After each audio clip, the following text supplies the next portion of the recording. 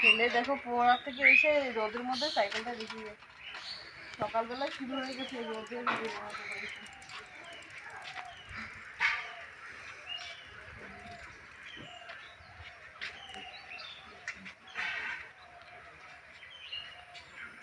Hello guys, তোমরা কেমন আছো? আশা করি সকলেই ভালো আছে। সাথী কিচেন লাইফস্টাইলে আমিও অনেক ভালো আছি।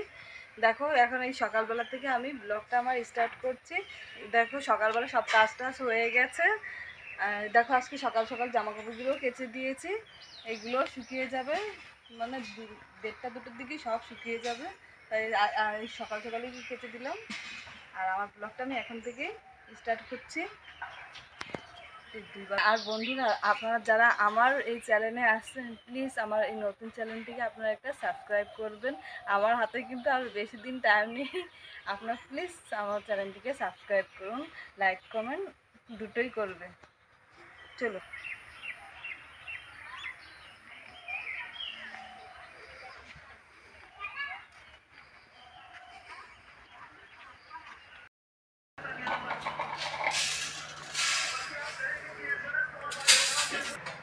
হ্যাঁ, ওইখানে তো দেখো সবার জন্য মুড়ি নিয়ে নিয়েছি।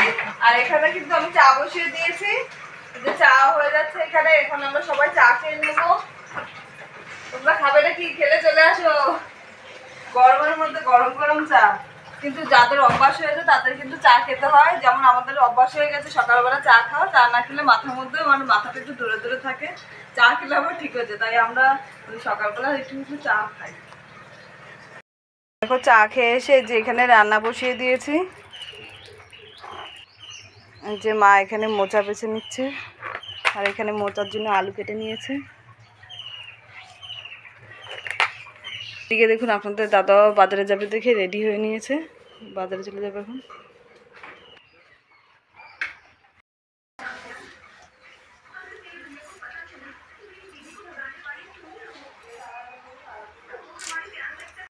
দেখো এখানে কুমড়োর ডাঁটা কেটে নিয়েছে, আর এখানে দেখো যে আলুগুলো কেটে নিয়েছে লম্বা লম্বা করে।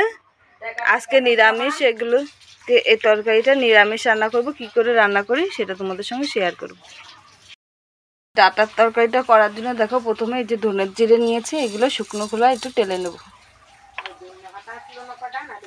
এখানে দেখো প্রথমে যে আলুগুলো সিদ্ধ করতে দিয়ে দিয়েছি, আর এখানে মশলাটা টেলে নিয়েছি। এবার এটা বেটে নেব। দেখো আলুটা সিদ্ধ হয়ে গেছে, এবার এটা নামিয়ে নেব। এখানে আলু সিদ্ধ করে নামিয়ে নিয়েছি। কড়াইতে আবার জল দিয়ে দিয়েছি। এবার সিমের দানা দিয়ে দেবো। দেবো না, এবার দানাগুলো সিদ্ধ হয়ে দানাগুলো সিদ্ধ করে দেখো নামিয়ে নিয়েছি। এবার কড়াইটা ধুয়ে আবার বসিয়ে দিয়েছি। কড়াইতে এখন তেল দিয়ে দিচ্ছি।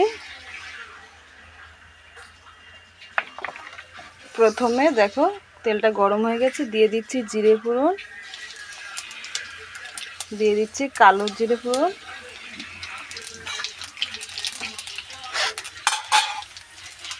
এবার দিয়ে দিচ্ছি এই যে ডাঁটাগুলো, সুন্দর ডাঁটাগুলো।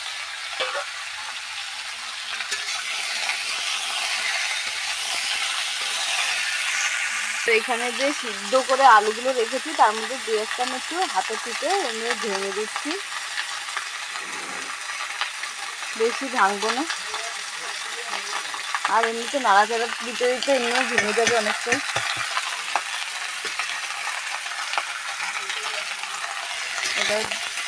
এবার ভালো করে নেড়ে চেড়ে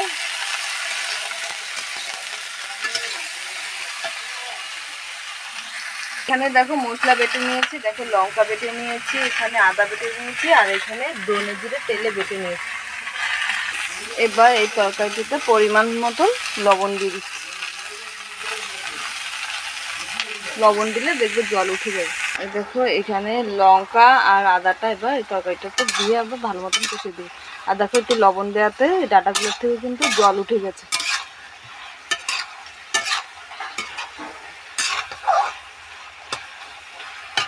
এবার এই সিমের দানাগুলো দিয়ে দিচ্ছি।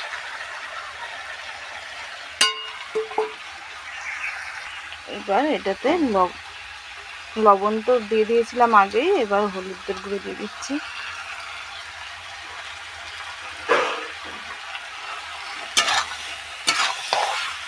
নিরামিষ হলেও এইসব তরকারিগুলো না খেতে খুব ভালো হয়।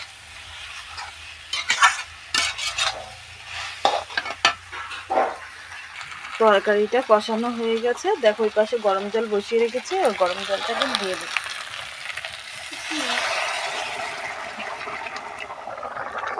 হ্যাঁ বাবা, এটা ডাটা তরকারি। দেখো তরকারিটা ফুটছে, এবারে যে এখানে যে ধনে আর জিরে তেলে বেটে নিয়েছে সেটা দিয়ে দিচ্ছি, সেই মশলা।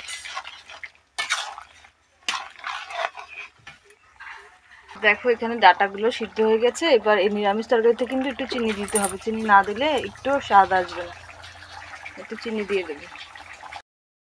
এই দেখো তরকারিটা হয়ে গেছে, এবার এই যে ধনেপাতা কুচি দিয়ে নামিয়ে নিলে হয়ে গেল আমার নিরামিষ ডাটা আলু সিমের দানার তরকারি। তুমি এখন রেডি হয়ে নিয়েছো কেন বাবা?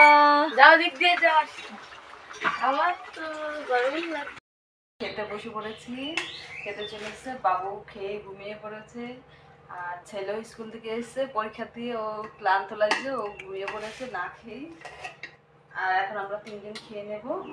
আজকে কি কি রান্না হলো তোমাদের দেখিয়ে দিই, চলো। দেখো এখানে আলু ভেজেছি,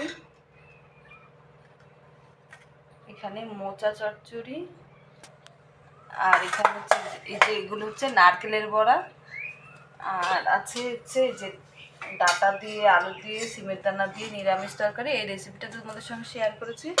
আর এখানে আছে একটু টমেটো সঙ্গে। চলো তাহলে এখন খেয়ে নেব।